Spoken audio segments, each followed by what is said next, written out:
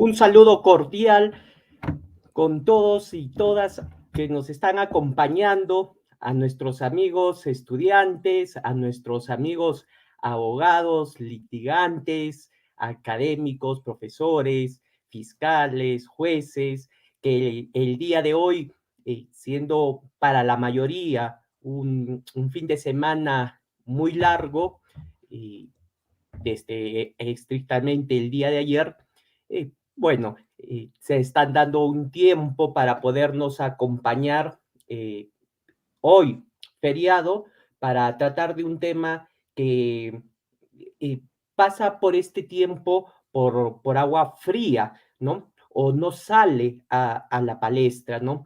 Y quién mejor que eh, el doctor Eloy Andrés Espinosa Saldaña Barrera, postdoctor en Derecho por la Universidad de Bolonia, la universidad más antigua.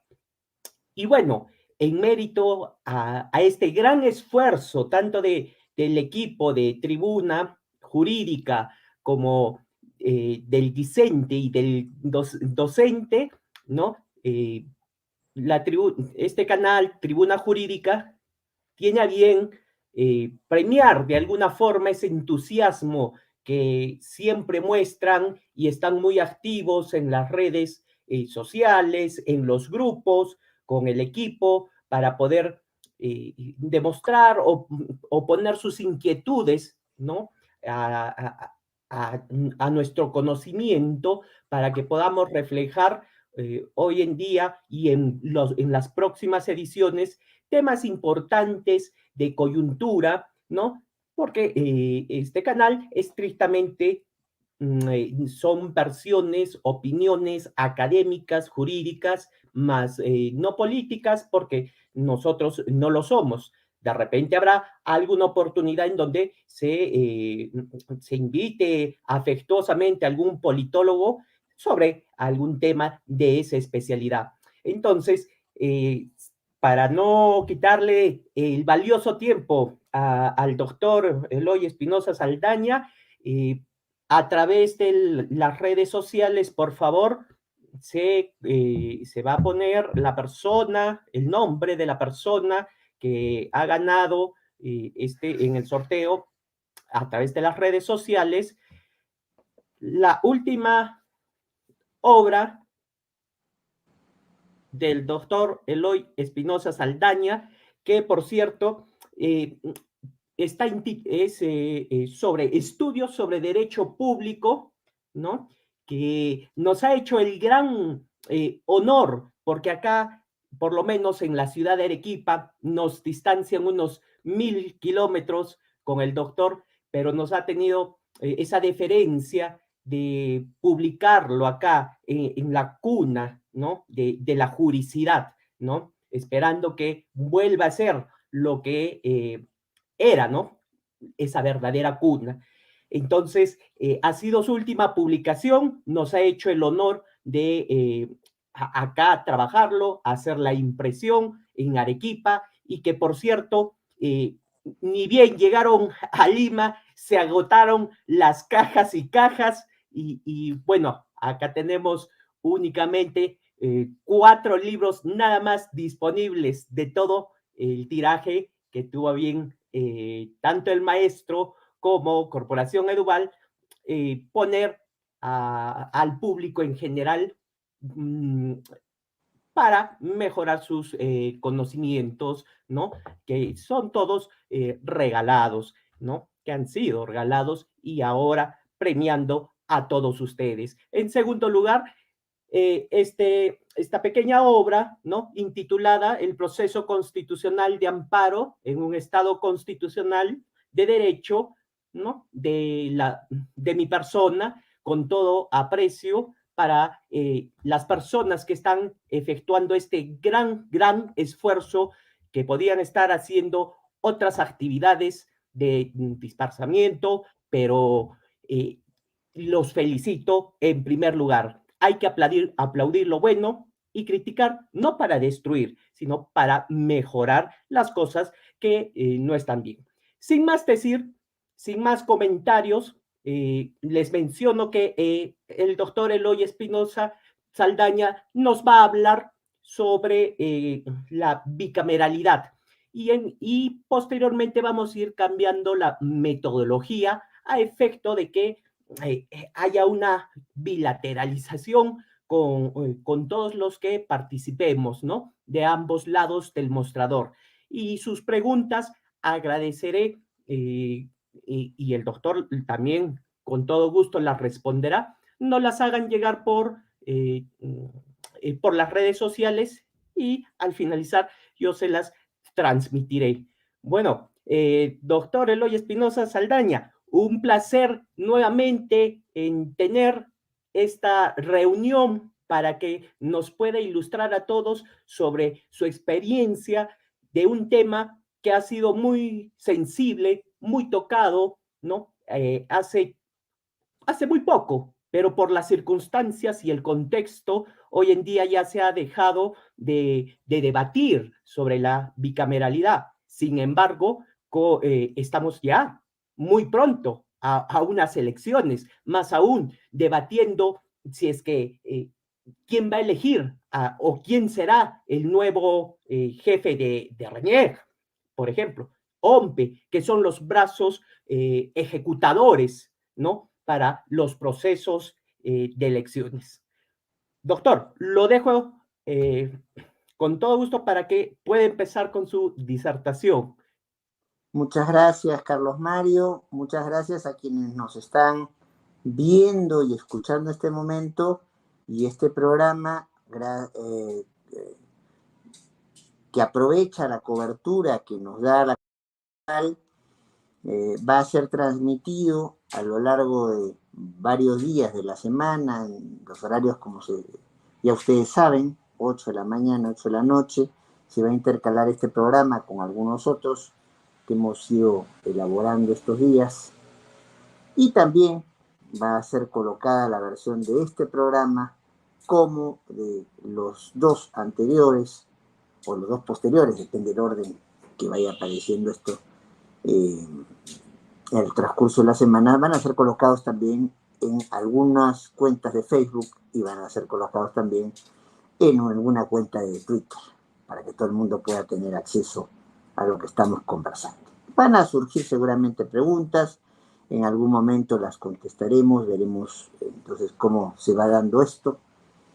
Y acá hay un tema que nos toca mirar en esta ocasión, que es un tema que ha sido complicado a lo largo de la historia del Perú. Hemos ido y hemos venido, no hemos tenido una posición clara al respecto. Nuestra primera constitución, la 1823, en realidad no tenía una idea de una cámara o dos como de organización del Congreso, porque en un país como el Perú, un estado que tiene una base presidencial, se habla de Congreso. La idea del parlamentarismo viene de el rey que va y conversa, parla. Y ahí el núcleo de las tomas de decisiones más importantes supuestamente va en el Parlamento. El jefe de la mayoría o la jefa de la mayoría parlamentaria es quien asume las labores gubernamentales.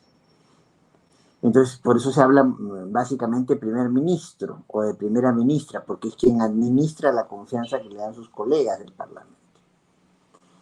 En un escenario como el nuestro, que parte de un contexto presidencial, entonces se habla de Congreso. Los representantes de la ciudadanía, los representantes elegidos por el pueblo, se reúnen, se congregan en un espacio. Ahora, hemos metido en el caso peruano tantos elementos del parlamentarismo como se va a conversar y se ha conversado en más de una ocasión, que tenemos una figura que cada vez se acerca más de un esquema presidencial a un esquema semiparlamentario, pero lo que nunca ha llegado a resolverse en el Perú con claridad es si nuestro Congreso conviene tener como estructura dos cámaras o una sola. Y hemos tenido en alguna época de la historia hasta tres cámaras. En 1823 no teníamos claro qué teníamos. Copiábamos un esquema que viene del gran filósofo y politólogo en los hechos, aunque la carrera probablemente no se hubiera sido definida así, Rousseau, que planteaba en una lógica del contexto al que venía, el contexto suizo, es un país chiquito donde la representación es por asamblea y en asamblea se decide todo y se legitima todo, entonces que el gobierno pueda ser un gobierno de asamblea. Eso era muy difícil de sostener en un país que todavía no era completamente liberado. O sea, el verdadero bicentenario, seamos claros, no es 1821, es 1824. Justamente en estos días de diciembre de 1824, y el próximo año se va a cumplir el bicentenario de eso, es que realmente hay la derrota definitiva de las tropas españolas y el abandono de casi todas ellas de América Latina. En el caso peruano, hay un castillo en el puerto de Lima que se llama el Callao, el castillo se llama Real Felipe, donde quedaron casi los refugiados encerrados, algunos españoles y alguna gente leal hasta el final a la causa española, hasta que se tuvieron que rendir en 1826 por hambre, por enfermedad. Pero ya no hay control de zonas del país en 1824. Lo que se plantea en 1823, justamente cuando se está yendo San Martín y está por llegar Bolívar, es la idea de que todo se decide en una asamblea, hasta quien preside la república se decide en una asamblea, y eso en la práctica en un país que todavía no estaba independizado de todo no funciona. No se puede tomar en cuenta como una referencia objetiva, dura muy pocos meses, y eso se pone en suspenso, llega Bolívar, Bolívar básicamente no pelea las batallas, Bolívar es una persona que ya está muy fuertemente enfermo, él se queda en las afueras de Lima, las entonces afueras de Lima, que antes era la Magdalena Vieja y ahora lo que se llama Pueblo Libre, ahí está la casa donde vivía Bolívar, que por cierto casa donde vivió San Martín previamente. Y en esa primera constitución, pues no tenemos claro, el Congreso es el Congreso, es el gobierno, y es todo el control del país. Dura unos meses, llega Bolívar, lo pone en suspenso, y aprueba la Constitución de 1826. En estas ironías de la vida, la Constitución se llama Constitución Vitalicia y solamente formalmente tiene en vigencia 7 meses. Y en la práctica, ninguna. Es una típica constitución de discurso, como la primera de 1823. Cuando se habla de constitución de discurso, constitución semántica, se está dando referencia a la clasificación que hizo Robert Stein, un famoso especialista en el inicio del derecho constitucional y la ciencia política, que hablaba de que había constituciones que eran efectivas, que eran normativas, había constituciones que eran nominales, o sea, una aproximación a lo que queremos tener, y había constituciones semánticas, estaban en el papel pero no se cumplían ni se intentaban cumplir.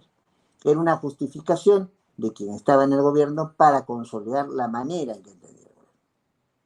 La Constitución de 1826 fue claramente una constitución semántica. En los hechos no se puso en práctica, pero muy poco tiempo, Bolívar ya de salida, Bolívar tiene que salir incluso declarando la guerra al Perú, con enfrentamientos en Venezuela misma, su patria, y enfrentamientos en Colombia, y termina muriendo esperando que llegue un barco que se lo lleve de Sudamérica.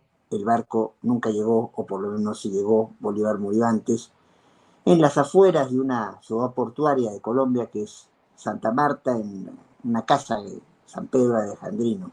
Ni siquiera Bolívar está en condición de entrar a la casa, pero tiene que poner los cobertizos de la casa y ahí muere de la enfermedad que padece.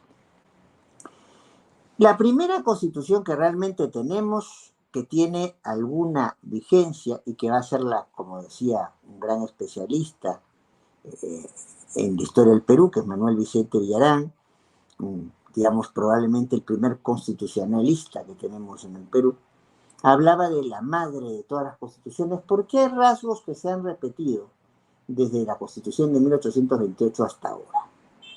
Somos presidenciales, no tenemos monarca, no hay aspiraciones de volver a tener un monarca, que es un monarca constitucional, que sí las tenía San Martín, por ejemplo. No hay tampoco un protector de la patria que asuma plenos poderes, como lo planteaba Bolívar. La Constitución de Bolívar, que hablaba de 3 cámaras, nunca entra propiamente en vigencia. Entonces pasamos de ninguna cámara de todo el poder, 1823, a 3 cámaras que nunca funcionan, que tenían un protector que supuestamente, por eso el nombre vitalicia, se quedaba durante toda la vida controlando el país, y a los 7 meses se acaba su constitución y se tiene que ir del Perú,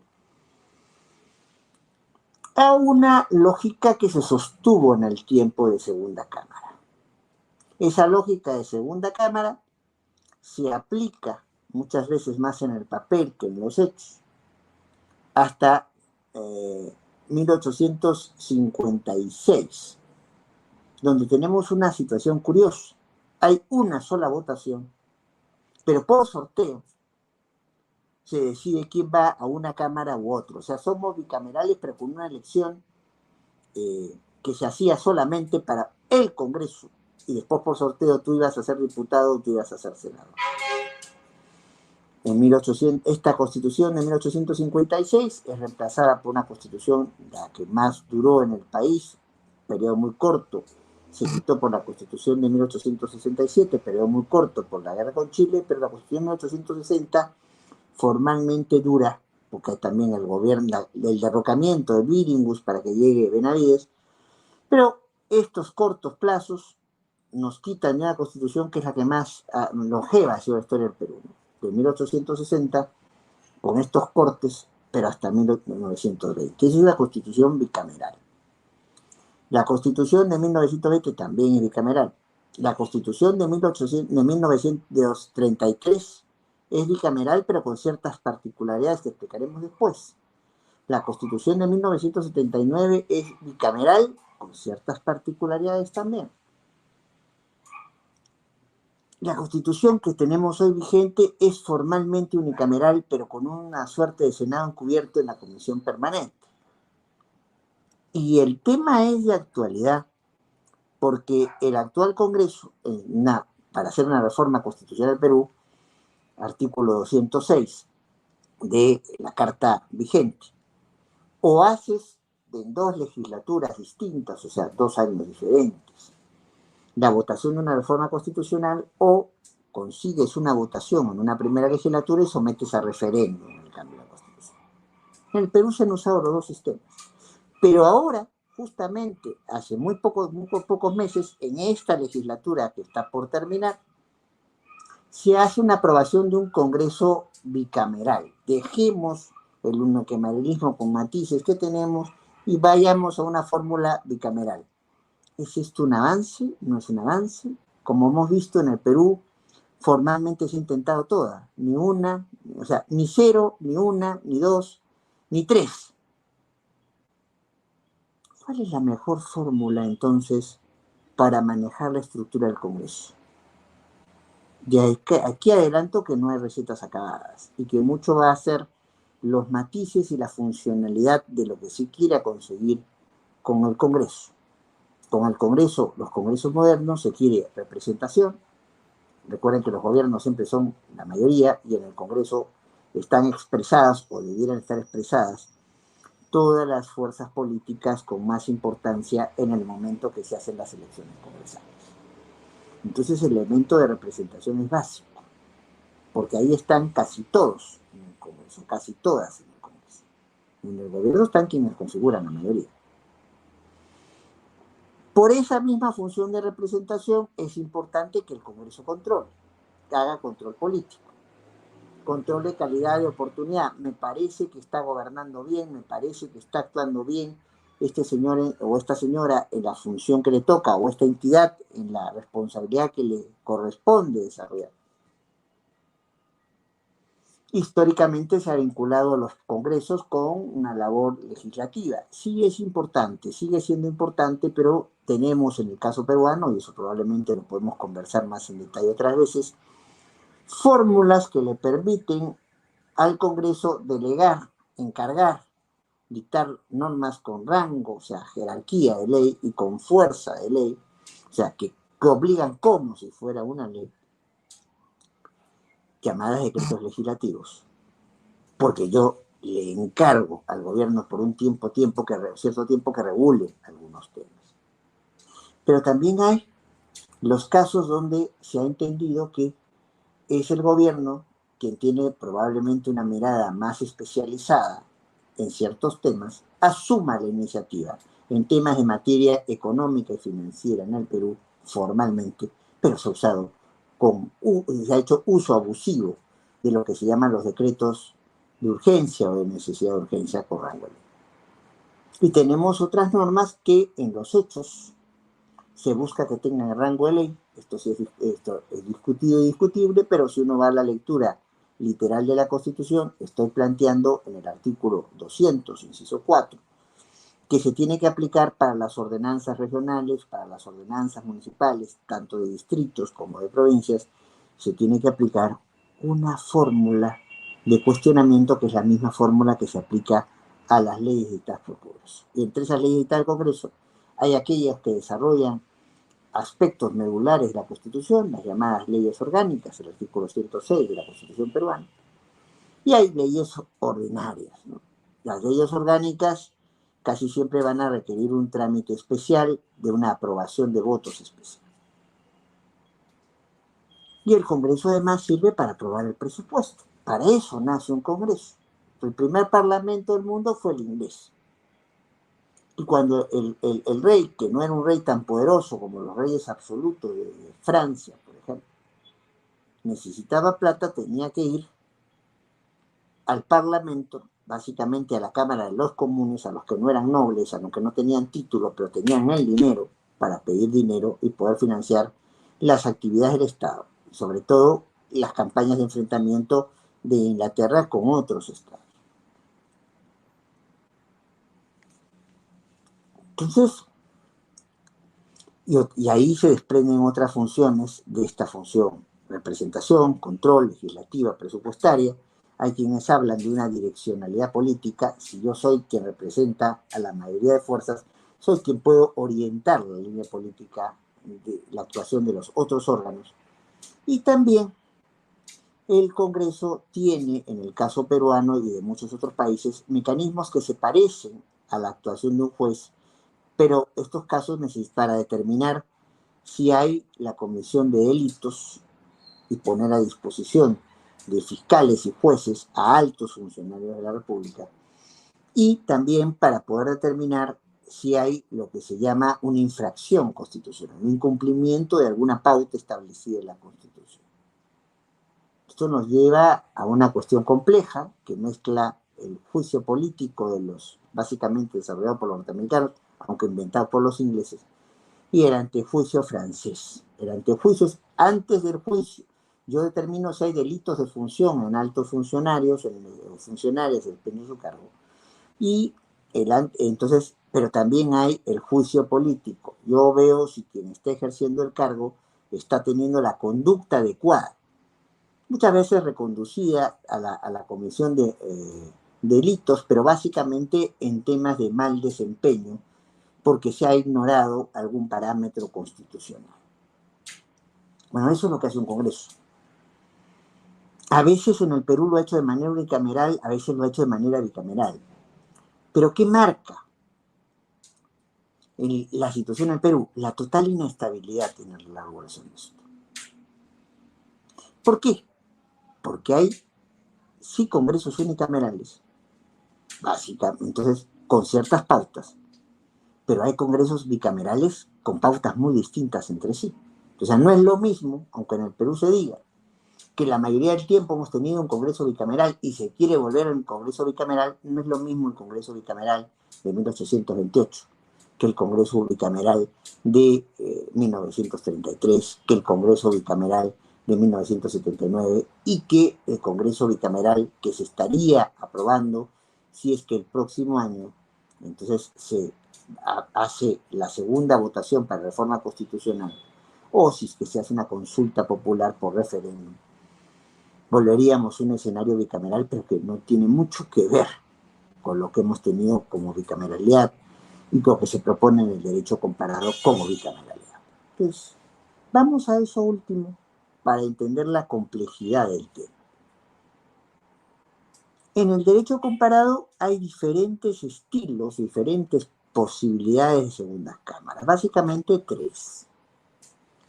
Las segundas cámaras aristocráticas, las segundas cámaras políticas y las segundas cámaras económicas. Desde ya adelanto que estas terceras están más en el papel y se baten en absoluta retirada, pero hubo en algún momento de la historia peruana la intención de ponerla en práctica. Nunca llegó a materializarse, pero hubo esa intención porque estaba en el texto de la Constitución y como pasa muchas veces en el Perú, estoy hablando de la Constitución de 1933, se dice, vamos a poner en práctica esto, pero mientras tanto, mientras no se regule, ponemos en práctica la fórmula X y la provisionalidad se convierte en la regla. Nunca se puso en práctica la segunda cámara económica. ¿Cómo? Entonces, lo explicaré en un ratito. Primero me interesa ver qué tipo de segundas cámaras hay. El primer tipo de segundas cámaras que hay es las llamadas segundas cámaras aristocráticas. ¿Por qué? Allí no llegas por elección. Allí llegas porque eres el representante de los nobles de un país. O llegas porque has hecho servicios distinguidos a la patria, entonces no llegas por una elección. Llegas por una designación.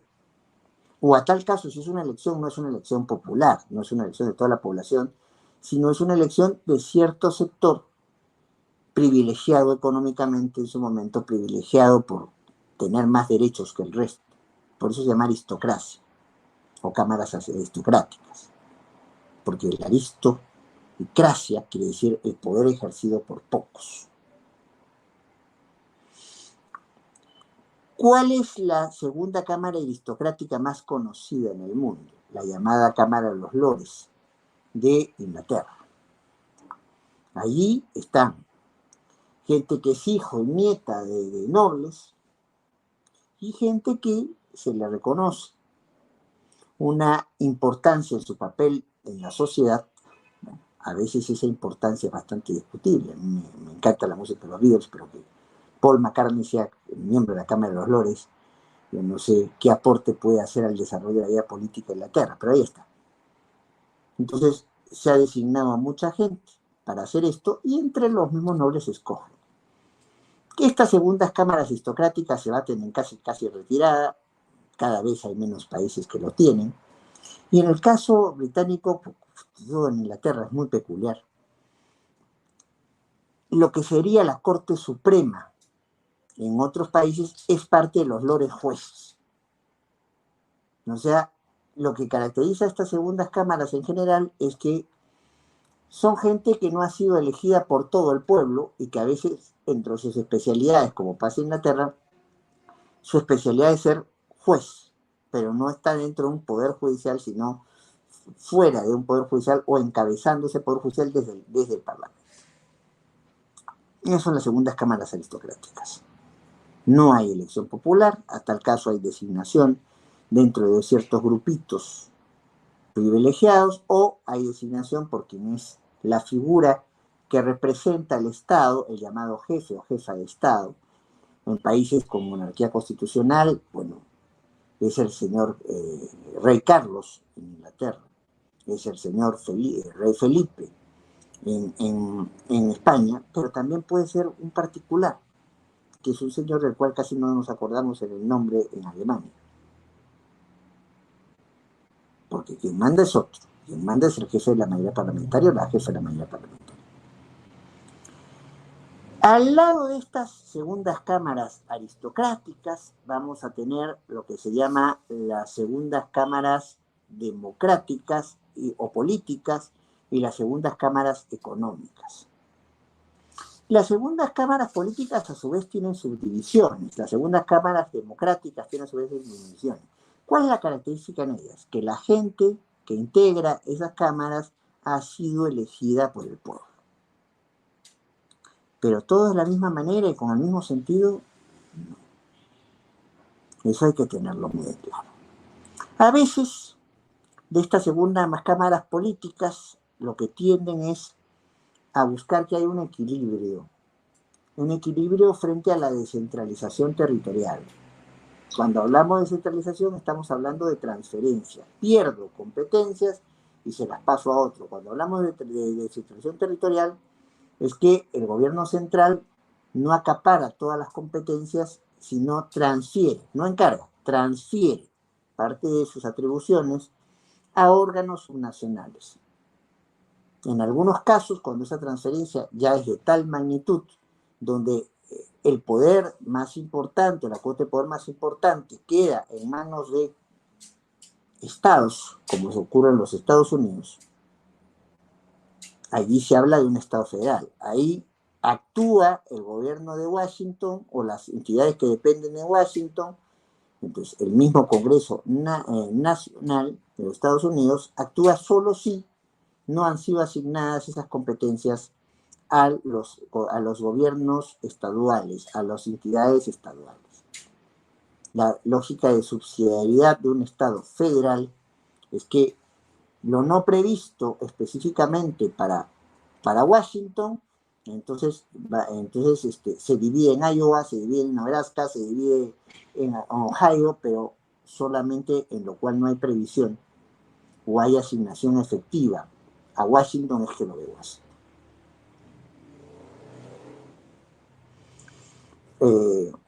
Todo está previsto para que lo vean las regiones. ¿Y qué ocurre en muchos países? Italia, España, Alemania. Entonces, Alemania tiene un federalismo muy raro, pero porque no es exactamente como el norteamericano, pero juega en esa misma línea. Y ese nivel de centralización justifica, por ejemplo, lo que pasa en muchos países. Estados Unidos tiene 2 cámaras. ¿Por qué? Porque de esa manera garantizan su descentralización territorial. La Cámara de Representantes escoge precisamente a representantes en función a la población de cada uno de los estados. Eso permite, pues, que California, que tiene casi la extensión del Perú, pero muchas veces más población, tenga en la Cámara de Representantes algo que sea proporcional a su cantidad de votos. Allí, entonces, se está reconociendo qué estados son los más grandes y cuáles son los estados más poblados. Y frente a eso se genera un equilibrio con estados pequeñitos, como ocurre en Estados Unidos. Delaware te lo recorres en un día. Sin embargo, California es casi del tamaño del Perú, si no más grande, y tiene 6 veces más población que el Perú, o 4 veces más población que el Perú. ¿Y cómo hacemos, pues, para que el Estado grande tenga que tener poblado, tenga que tener alguna representación, pero que no aplaste con el Estado chico? Sino cuál es el negocio de Delaware de quedarse con los conjuntos de los estados. Entonces, hay una cámara que representa a los estados grandes en su proporción de población. La Cámara de Representantes, en el caso norteamericano, se le llama así. En Cámara de Diputados, en otras partes, también se le llama.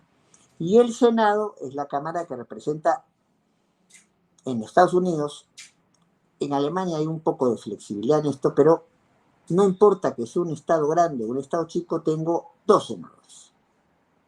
No importa que sea Hawái, que es relativamente chico, no importa que sea la Delaware, que es muy chico, y no importa que sea California, que es más grande que todo el Perú.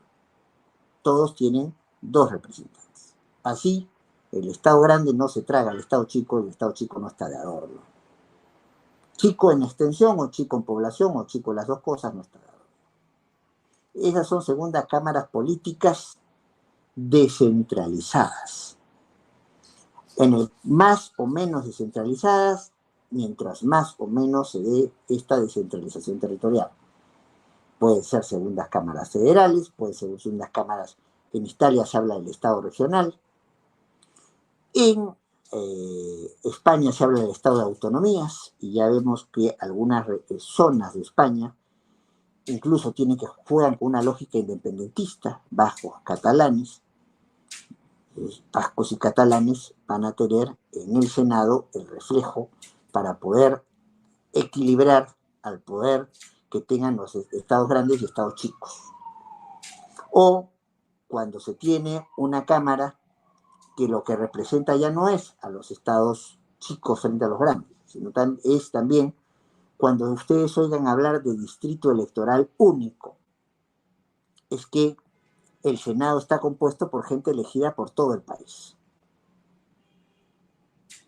Entonces, ahí la diferencia que se marca entre senados y diputados es porque estoy estableciendo que las zonas más pobladas puedan tener más representación que las zonas menos pobladas. Lo que estoy buscando entonces es un equilibrio territorial, ya sea porque estoy dándole cuotas similares en alguna cámara a un estado chico frente a un estado grande, o porque le estoy dando una cuota mayor en esta segunda cámara al gobierno nacional o a las entidades de cobertura nacional frente a las entidades de cobertura subnacional. Segundas cámaras políticas descentralizadas. Después, hay también las que se llaman las segundas cámaras revisoras, que pueden darse de dos maneras, pero la idea es la misma. Lo que resuelve una cámara para poder tener validez, o sea, ser conforme a derecho, para poder, entonces, conforme al ordenamiento jurídico vigente, y para poder tener vigencia, o sea, que sea exigible a los demás, ya sea comunicado y pueda ser cumplido por los demás, se juega con que alguien puede revisar lo resuelto por otros. Esas son las segundas cámaras revisoras. Hay dos tipos de cámaras revisoras. Una donde es el sistema revisor puro, donde las cosas comienzan siempre la iniciativa en una cámara, que casi siempre es la Cámara de Diputados, y el Senado está para revisar, corregir, ser el platito que enfría el té demasiado caliente, como diría algún político de hace algunos años. Pero también existe la situación que teníamos en la Constitución del 79, cruzada. Hay temas donde la iniciativa la puede presentar diputados y hay temas donde la iniciativa la puede presentar senadores. Lo que sí es obligatorio es que haya el cruce, lo que se llama la situación de revisión mixta. No cualquiera de las dos cámaras puede tener la iniciativa, pero lo que haya visto esa cámara tiene que ser revisada por otro. Si no, no es válido ni es vigente. Si no, no está hecho conforme a derecho y no estamos obligados a aplicarlo. Y luego, dentro de las cámaras políticas, tenemos a las cámaras con asignaciones específicas. Algo de eso teníamos en la Constitución de 1979. Y algo de eso se está planteando también en la propuesta de reforma constitucional, que ya está a mitad de camino. Tiene la media aprobación y veremos si algún día consigue la segunda aprobación, ya sea dada por votación popular o por votación del mismo Congreso. ¿Qué se plantea? Que haya ciertas tareas que solamente pertenezcan a una de las cámaras.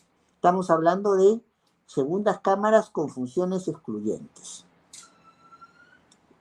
En estos casos, por ejemplo, altos funcionarios eran nombrados solamente por el Senado o ratificados por el Senado. Diputados no participaban de esa discusión. En esas segundas cámaras excluyentes, controles de tipo político, como la interpelación de ministros, la censura de ministros, no corría por el Senado, corría solamente por diputados. Y también, obviamente, si ellos hacían ese tipo de control, los únicos que arriesgaban su sitio por una posible cuestión de confianza, significaba se me van todos, aunque quedaba el presidente o la presidenta, en el caso peruano, no en otros esquemas. Era pues que hay cosas que ve senadores y solo ve senadores, y hay cosas que solo ve diputados y únicamente diputados. Esos son los tipos de, que estamos viendo, aristocráticas, o un pequeño grupito entre ellos me eligen, o soy designado para un Entonces, para esa alta responsabilidad, porque supone que tengo una expertise particular que puede servir a la comunidad desde su sitio. Cámaras aristocráticas. Cámaras políticas hay siempre elección popular, pero esa elección popular responde a diferentes criterios. Puede ser que yo estoy haciendo divisiones en función digamos, a que quiero proteger digamos, a las entidades de cobertura nacional de los problemas que les puedan crear entidades regionales, entidades estaduales, entidades municipales. Pongo un distrito electoral único y el resto tendrá su Cámara de Diputados para reclamar. O más bien, como en Estados Unidos, quiero poner al Estado chico al Estado grande y le doy más bien la Cámara Baja, la Cámara de Representantes, lo que será nuestra Cámara de Diputados, a la población que tenga cada uno de los estados y solamente hay 2 senadores para garantizar la protección del Estado chico frente al Estado grande. Y tenemos en estas cámaras políticas, como ya lo había dicho, cámaras que tienen ciertas funciones en particular. El Senado hace ciertas cosas que no puede hacer diputados y diputados hacen ciertas cosas que no puede hacer el Senado. Espero que la explicación haya sido clara porque el tema de suyo es complejo. Y hay un tercer tipo de segundas cámaras que ya también se baten en extinción, que son las segundas cámaras económicas. ¿Cuál es la idea aquí? Un grupo de gente que está básicamente en la Cámara de Diputados es elegida por una votación popular. Pero un grupo de gente llega entonces al Senado en tanto y en cuanto es son representantes no de toda la población, sino de ciertos grupos dentro del quehacer económico. Son representantes de los trabajadores, son representantes de los empleadores, son representantes de las diferentes actividades y por eso es que conforman un Senado que le puede dar un aire distinto, no de los políticos ni de la vía política, sino de las representaciones gremiales. O sea, el colegio de abogados, el colegio de ingenieros, el representante de organizaciones de la sociedad civil, le pueden dar una mirada distinta si tienen un grupo de interés detrás de ellos que puede llevar su opinión a través del Senado. Estas segundas cámaras económicas fueron planteadas básicamente por los países del socialismo real soviético, que ya no existen, y fueron desarrolladas mucho en la antigua Yugoslavia, que tampoco ya existe. Curiosamente, también fueron planteadas en un esquema como el esquema de los nazis, de la Alemania de la Segunda Guerra Mundial. Tenemos a un núcleo duro que viene de la representación que yo considero válida, porque ni siquiera de todas, la representación que yo considero válida del capital, del trabajo, y ellos van a una cámara y a la otra cámara van los elegidos por la población. Esto fue muy desacreditado en la época del nazismo y casi se puede decir que está para los libros y no para la realidad. En la realidad, cuando hay segundas cámaras, son segundas cámaras políticas, pero con estos matices que he estado planteando. Entonces, aquí uno cabe preguntarse, frente a esta diversidad de escenarios, ¿cuáles son las ventajas que supuestamente tiene un escenario bicameral y cuáles son las ventajas que supuestamente tiene un escenario unicameral? Y veremos que hay mucho de discurso, hay mucho de leyenda que de práctica concreta al respecto. Normalmente decimos o dicen que están de acuerdo con un esquema de Congreso bicameralidad, es que este Congreso tiene más representantes y en la medida que tiene más representantes y más variedad de representantes puede representar mejor. Eso es muy relativo, porque yo podría tener un Congreso con una sola Cámara con 200 personas y obviamente las circunscripciones a que van a representar pueden ser menores o mayores, puede haber mayor acercamiento con la población, mayor representatividad con la población. En realidad, el que necesariamente una segunda Cámara nos dé mejor representatividad, bueno, en la medida que parece que hay más torta que cortar, podría condicionalmente ser, pero no necesariamente es. Otro elemento que se suele plantear es, y suele ser clave en la discusión, es la protección del espacio federal o de la gran división que puede haber de la descentralización territorial. No vuelvo a eso porque ya lo he planteado. La idea de una mayor revisión, 2 cabezas piensan mejor que una. Pero ojo, como veremos después, también hay filtros para que haya 2 cabezas en un Congreso unicameral, si se quiere.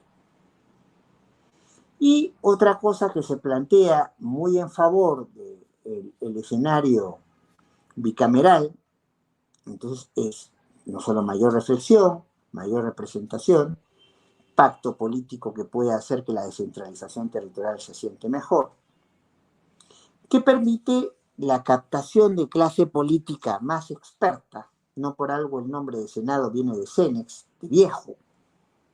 ¿Ya? Entonces puede tener a gente que tenga más experiencia y a lo cual se le pide más edad y más requisitos, digamos, más horas de vuelo la clase política, y con los cuales pueden ahí amortiguar las inquietudes de una Cámara que supuestamente es menos reflexiva, más activa, más belicosa, como puede ser la Cámara de Diputados. Como he dicho, esto no necesariamente es así. En el Perú, cuando hemos tenido Congreso unicameral, hemos tenido a gente que quiso ser diputado toda su vida y no postuló al Senado. Está el caso de León de Ibero, bastante conocido, por ejemplo. ¿Qué suele decirse en favor de la unicameralidad? Primero, que es más rápida, que resuelve con menos intervenciones. Un momentito. Eso es así en el papel, pero tampoco para que haya leyes sorpresas, como hemos tenido en el Perú, donde llegamos a una agenda, se aprueba una agenda, pero al rato se plantea incluir puntos alternativos, y si yo tengo mayorías mandan. Entonces, ¿qué tiene un Congreso unicameral para tratar de aguantar este exceso de la mano de obra?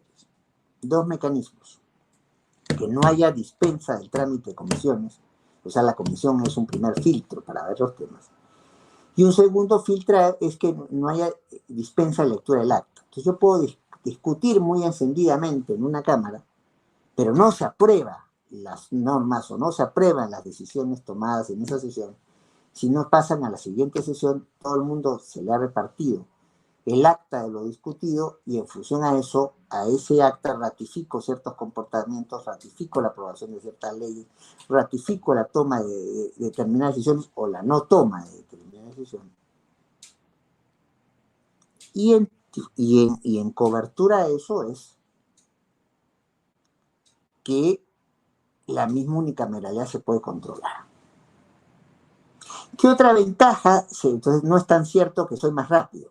No necesariamente soy más rápido, porque si una comisión aguanta la aprobación del proyecto, o una comisión, entonces, o un pleno, vota, pero tiene que esperar a la próxima sesión. Muchas cosas pasan en este país y en muchos países en un solo día. Hemos tenido coyunturas muy recientes, como a la del señor Merino, que fue presidente de la República por 5 días. No llegó ni a la semana. Entonces, eso de que las cosas se votan más rápido porque somos solo una Cámara, también es relativo. ¿Qué se habla en favor de la unicameralidad? Y muy frecuentemente, que es menos costoso. Cosa que no parece ser jurídicamente muy interesante, pero sí para el ciudadano de a pie, que pagamos nuestros impuestos, entonces para que precisamente se sostenga la maquinaria del Estado, que tiene que ir en beneficio de todos. Pero entonces, si yo tengo una Cámara, en líneas generales tengo menos congresistas que si tengo 2 cámaras. Pero eso no necesariamente es así. O tener una Cámara con 500 personas frente entonces a 2 cámaras que tienen solamente 250. Suele pensarse que mientras menos congresistas haya, eso es más propio de una sola Cámara, y eso es más propio para llevar a un Congreso menos costoso. No es cierto. El Congreso unicameral de los 90 fue más caro en términos presupuestales que los congresos bicamerales de la década de los 80. Va a depender mucho cuánto le pagas a los congresistas, va a depender mucho cuánto le pagas al personal, va a depender mucho cuánta inversión hace el Congreso en su propio funcionamiento, para ver cuán costoso es el Congreso, más que si tiene una o dos cámaras. Pero hay siempre la tentación de pensar que cuando el Congreso tiene dos cámaras es más caro y cuando tiene una cámara es más barato. Así como hay la tentación de pensar que hay muchos políticos que quieren perpetuarse en el cargo y para ello les conviene que exista una segunda cámara para postular allí, estar jugando a pasar de una cámara a otra, sobre todo en países donde no se permite la reelección parlamentaria, como hasta hoy no ocurre en el Perú. No hay reelección parlamentaria. Se quiere que vuelva con el proyecto de reforma constitucional, pero hasta hoy no hay la posibilidad que estoy en el Congreso por los supuestamente 5 años que se me nombren y después postulo para 5 años en ese mismo sitio. Me he encariñado tanto con el escritor y no me quiero mover. La aplicación también relativa a esto. La tasa de reelección de los congresistas en el Perú era muy baja, una de las más bajas de América Latina. O sea, la gente se postula y cuando había posibilidad de ser reelegido o ser reelegida congresista, eran muy pocos los que votaban por la reelección. Hay una enorme desconfianza en la ciudadanía frente a su clase política. Y en estos temas se siente. Entonces, ¿qué hacemos, pues? ¿Qué hacemos en una historia como la del Perú? Que hemos prorrogado prácticamente todo. Ya hemos dicho que en 1823 todo el poder estaba en una asamblea. Todo estaba junto, mezclado en la asamblea. Que esa constitución, con la mitad o más de las 3/4 partes del país ocupado por tropas españolas, se aplicó todo y nada. La constitución aquella fue aprobada en 1823 y entre fines del 23 y principios del 24 estaba viniendo Bolívar y la pone en suspenso. Bolívar, antes de irse del país, aprobó una constitución copiada de la fórmula napoleónica, como hay que decirlo con toda franqueza, muchas cosas de Napoleón inspiran al quehacer de Bolívar. Y se planteaba no una, no dos, sino 3 cámaras. Tampoco tuvo vigencia una constitución llamada, curiosamente, vitalicia, la 1826, que duró formalmente 7 meses de vigencia. No lograron instalarse estas 3 cámaras. 1828 sí, es un congreso con una lógica bicameral, entonces con una lógica básicamente una segunda cámara política, no económica, de revisión, o sea, y no de revisión mixta, sino de revisión pura. La iniciativa iba entonces básicamente en algunos temas podía ser distinto, pero la iniciativa iba en líneas generales, tanto la Constitución del 28 como la Constitución del 34, como la Constitución del 39. Iba básicamente por alguien levanta y otro es el que mata, como dirías quienes juegan el gol. Alguien presenta la iniciativa, una cámara, pero para que la norma que se apruebe, para que la decisión que se tome sea conforme a derecho, validez, y sea aplicada y aplicable y cumplida por todos, entonces eficacia. Entonces, para que sea válida y que sea vigente, entonces tiene que discutirse por las 2 cámaras. Una primera y otra segunda para revisar lo que discute la primera. La Constitución de 1856, como les había comentado ya, es una constitución muy peculiar. Es la constitución donde hay una sola votación y por sorteo estos van a diputados y estos van a senadores. También fue una constitución que tuvo muy poca vigencia. Se había convocado una asamblea, una convención nacional para armarla y esa convención nacional seguiría haciendo las leyes de desarrollo. Castilla se cansó del esquema, en 1860 desaloja a todos los congresistas y una constitución más moderada que la de 1856. Por un periodo muy breve, de 6 meses, en 1867, se pasa a un congreso unicameral, pero lo que siempre ha ocurrido hasta antes de 1993 con las fórmulas bicamerales es que la práctica no se ponen en práctica. La Constitución de 1860 es claramente una constitución, sí, de tenor bicameral, sí que en una lógica básicamente de tener aún los diputados que tienen la iniciativa, el grueso de la iniciativa por lo menos, y unos senadores que están más bien como una lógica reflexiva. La representación muchas veces buscaba tener también equilibrios en edad. O sea, se pedía más cantidad de años para poder ser senador que para poder ser diputado. Y se refleja también en tratar de buscar alguna representación en varias de las constituciones.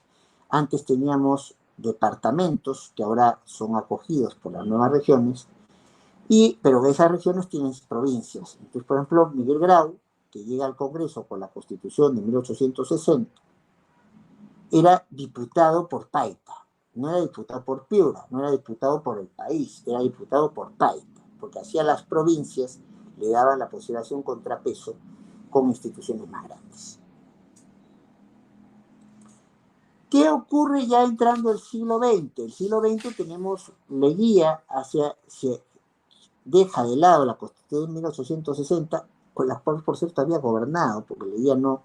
La gente se acuerda de Leguía en el oncenio, se acuerda de Leguía presidente entre 1919 y 1930. No, mentira. Leguía ya había sido presidente con la Constitución de 1860. Allí es una típica constitución semántica, la cambian una vez para permitir una reelección de Leguía, la cambian para permitir la reelección de Leguía, la cambian para permitir la reelección indefinida de Leguía. Pero la idea de un Congreso bicameral se mantiene siempre. Cuando Leguía cae en 1930, el país entra en una gran crisis. En 2 años tenemos 4 presidentes. Y la salida de la crisis es el gobierno de Sánchez Cerro y la convocatoria a una constitución, a una nueva constitución de 1933. En el tema de la bicameralidad tenía una particularidad. Estamos hablando de 1933, estamos hablando de una época donde Stalin estaba en la disputa de consolidarse con el leninismo, el stalinismo y el trotskismo para ver quién manejaba la revolución bolchevique. Pero si en algo estaban de acuerdo los 3 grupos es que el Senado tenía que ser un Senado que les llamaban ellos funcional, donde estén no los políticos, sino el representante de la empresa, no los políticos, sino el representante de los sindicatos, no los políticos, sino el representante de otros gremios que no sean sindicalizados. Allí, ¿cuál es la diferencia con una cámara aristocrática? Se preguntarían ustedes. No, la cámara aristocrática no los elige nadie, son nombrados. En la cámara, en esta idea de las segundas cámaras económicas es que se elegía gente para representar al trabajo, se elegía gente para representar a la industria, se elegía gente para representar a las diferentes manifestaciones del país. ¿Qué ocurre? Por eso nuestras constituciones hay que muchas veces comenzarlas a leer por sus disposiciones finales y transitorias.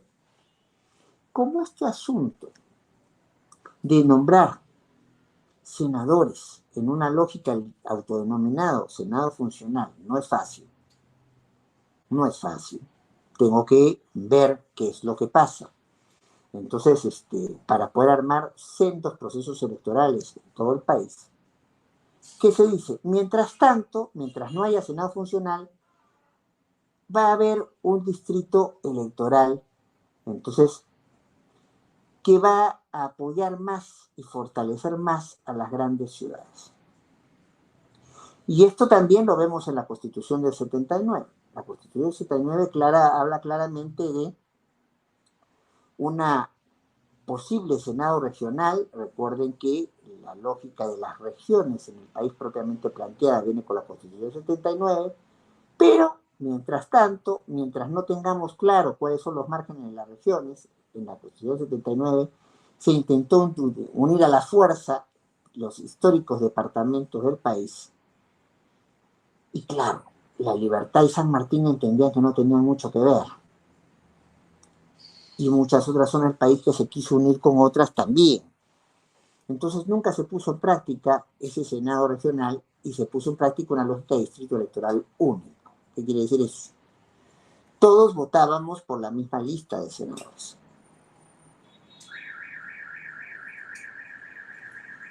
¿Cuál es la ventaja para la clase política que casi siempre viene de las grandes ciudades, Lima, Arequipa, Trujillo? La ventaja es que si es un distrito electoral único, ¿a quién conoce más usted? ¿Al político o a la política de Madre de Dios? ¿O al político o a la política de Lima? Teniendo un país excesivamente centralista como el nuestro, donde el grueso del Producto Bruto Interno se forma en Lima o en el Callao, que es el puerto de Lima, que ya está unido a la ciudad. Ha crecido tanto esto que hablamos ya de un conjunto de habitantes que pasan los 11 millones de habitantes, más que muchos países enteros. ¿Qué pasa con la Constitución de 1993? Parte del discurso fujimorista, y estoy hablando aquí no de Keiko, sino Alberto Fujimori, fue entre el 90 y el 92, antes que diera el golpe de Estado el 5 de abril, vamos a tener un Congreso más pequeño, un Congreso que cueste menos, un Congreso que sea más rápido, y ese Congreso tiene que ser unicameral. Y la Constitución de 1993, con cambios, pero vigente hasta hoy, tiene un Congreso unicameral. Porque se suponía que iba a ser más rápido, porque se suponía que iba a ser más barato, y porque suponía que para evitar los excesos internos estaba establecido allí que las cosas pasaban por comisiones antes de ir al Pleno, y lo discutido en el Pleno pasaba a lectura del acta para ser aprobado en una sesión distinta. Los típicos mecanismos para autocontrolarse que tienen los congresos unicamerales que existen en muchos países. Centroamérica tiene muchos países con congreso unicameral. Israel tiene un congreso unicameral. Bueno, para variar en el Perú, gatopardismo. Las cosas cambian, pero en el fondo no cambian. Porque si uno mira artículos de la Constitución que se refieren a la comisión permanente, no estamos encontrando una comisión permanente, estamos encontrando un Senado encubierto. Me explico. Estoy acercándome al tiempo para terminar. La comisión permanente es lo que funciona, lo que no se cierra en todo Congreso cuando el Congreso se va de vacaciones o cuando el Congreso lo recesan, o sea, lo sacan.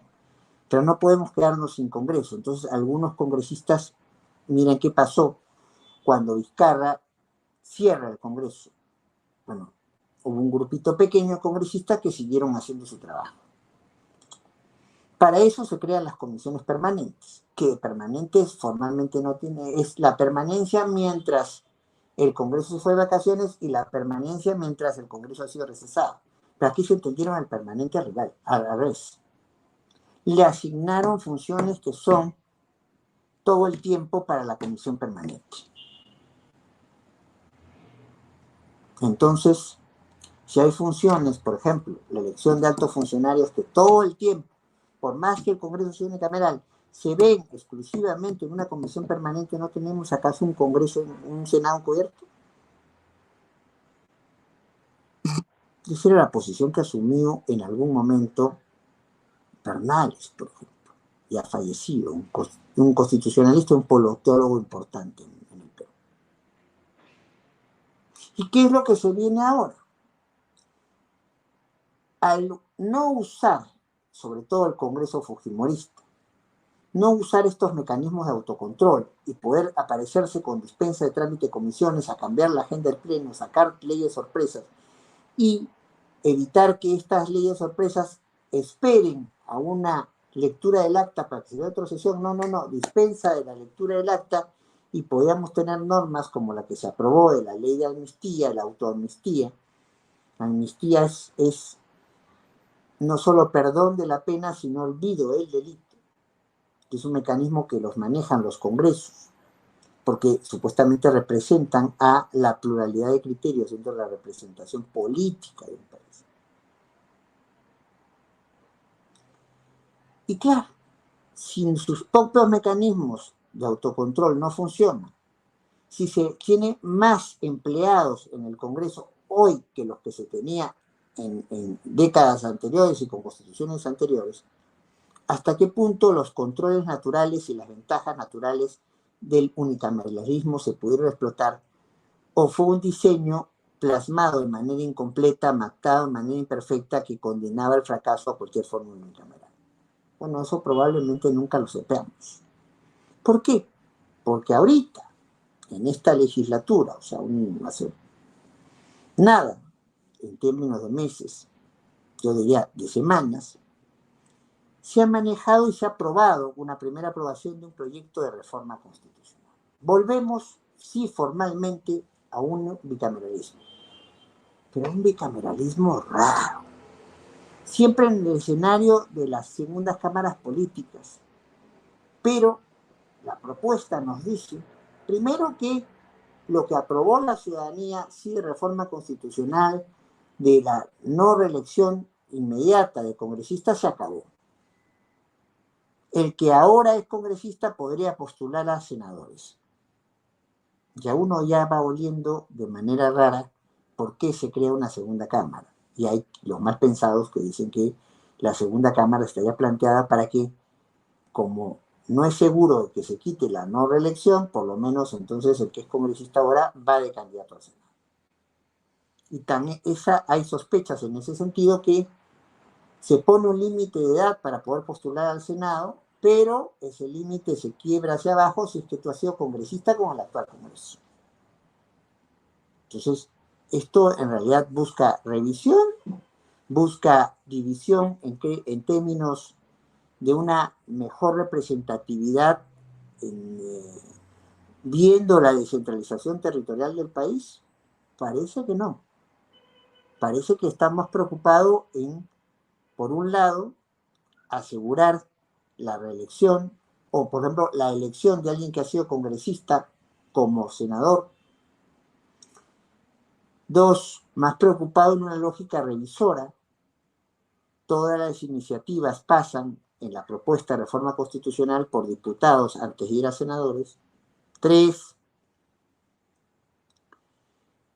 se establece una situación curiosa. Se dice que el grueso de senadores va a ser elegido por distrito electoral único, con lo cual olvídense de una gran representación de Moquegua, de Madre de Dios o de Apurímac, zonas más pequeñas y menos pobladas, o que, por ejemplo, la representación en el Senado de Lima, de Arequipa, de Trujillo, y por no decir de San Juan del Lurigancho, que es un distrito, un barrio de Lima que tiene más población o tanta población como Arequipa. Entonces, mucha gente piensa que este proyecto es erróneo porque está dando la posibilidad de que la clase política tenga más facilidades para quedarse como senadora, está dando la cobertura para que las caras ya metidas en política, conocidas muchos años en política, puedan ser fácilmente reelegidos en un país donde no ha habido tradición de reelección parlamentaria. Y además hay una división de funciones. Los mecanismos de control político quedarían solamente en diputados, y los mecanismos, por ejemplo, de elección de altos funcionarios, el Tribunal Constitucional, por ejemplo, estaría a cargo del Senado. Diputados mira y aplaude frente a esto.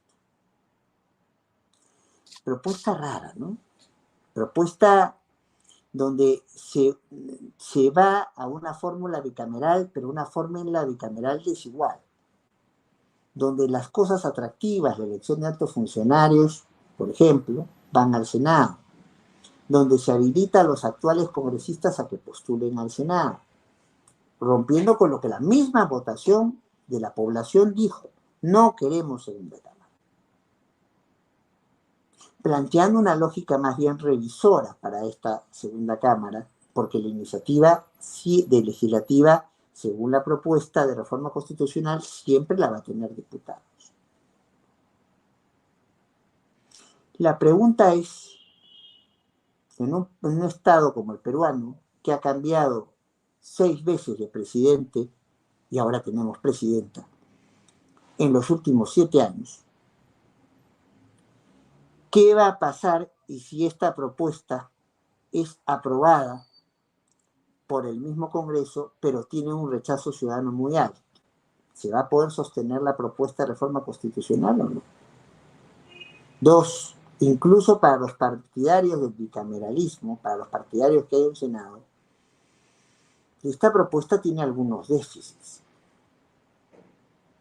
Con lo cual, en el Perú sigue sin resolverse, y ya con esto terminamos, sigue sin resolverse el problema de qué estructura, 2 cámaras, una cámara, son las mejores para el Congreso en el Perú. Tal vez porque no nos hemos preguntado lo principal, cuáles son las funciones de un Congreso moderno.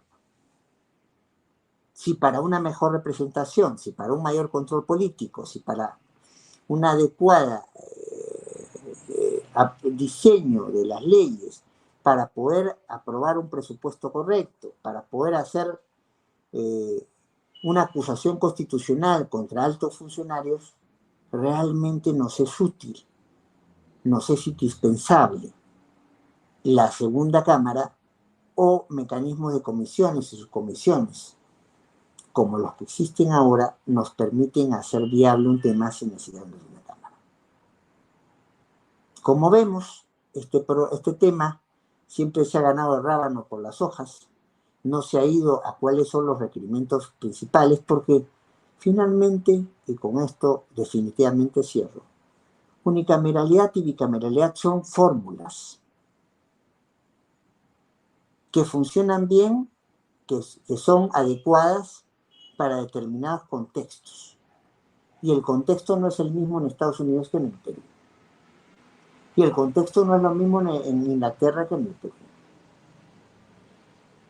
La pregunta entonces a hacerse es, frente a las funciones de un Congreso moderno, si esta segunda cámara que se está queriendo crear responde a la mejor atención de esas funciones, o lo que quiere de alguna manera no muy clara es tratar de asegurar que quienes ya están en la clase política no desaparezcan del escenario congresal. Y ahí lo dejo. No sé si ya se han recogido algunas preguntas o se nos van a hacer llegar algunas preguntas después. Pero como siempre, en este y en otros programas quedamos abiertos a la disposición de seguir presentando elementos para la reflexión, seguir presentando elementos para el análisis y eventualmente comenzar a tener programas en los cuales parte de ellos se dedique a contestar preguntas o tener programas específicos donde no se va a exponer, sino se va a contestar preguntas que provienen de todos los que atentamente nos sigan en directo cuando se está grabando esto o nos sigan en el paquete intercalado que vamos a tener a partir de las próximas semanas de los temas que aquí se toquen. Carlos Mario, ¿estás por ahí? Muchísimas gracias, doctor Eloy Espinosa Saldaña Barrera, por darnos esta clase magistral, como siempre lo viene haciendo.